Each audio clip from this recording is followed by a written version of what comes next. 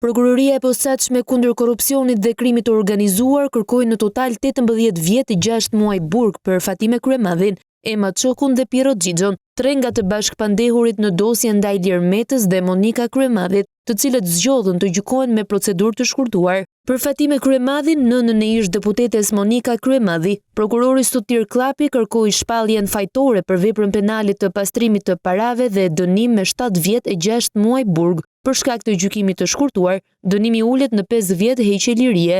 Megjithatë, nëse pretenca pranohet nga gjykata, Fatime Kryemadhi nuk do ta vuajë dënimin në qeli, pasi SPAK-u kërkoi pezullimin e ekzekutimit të tij dhe vendosje në shërbim prove për 5 vjet. Prokuroria kërkoi gjithashtu konfiskimin e vilës së saj në zonën e Kodrës së Diellit, duke e konsideruar atë si pasuri ekuivalente me vlerën e parave të dyshuara si të pastruara. Për Ema Çokun, SPAK-u kërkoi shpalljen fajtore për pastrim parash dhe dënimin me 7 vjet burg. Për shkak të gjykimit të shkurtuar, dënimi ulet në 4 vjet e 8 muaj, ndërsa prokuroria kërkoi që përfundimisht ajo të vendoset në shërbim prove për 5 vjet. Për ish-kreun e Autoritetit të Komunikimeve Elektronike dhe Postare, Piero Xhixho, SPAK-u kërkoi shpalljen fajtor për korrupsion pasiv dhe dënimin me 4 vjet burg. Me aplikimin e gjykimit të shkurtuar, dënimi ulet në rreth 3 vjet, ndërsa prokuroria kërkoi pezullimin e tij dhe vendosje në shërbim prove për 4 vjet. Seanca e radhës u caktua më 27 korrik në orën 12, pasi avokatët kërkuan kohë për të përgatitur konkluzionet e mbrojtjes.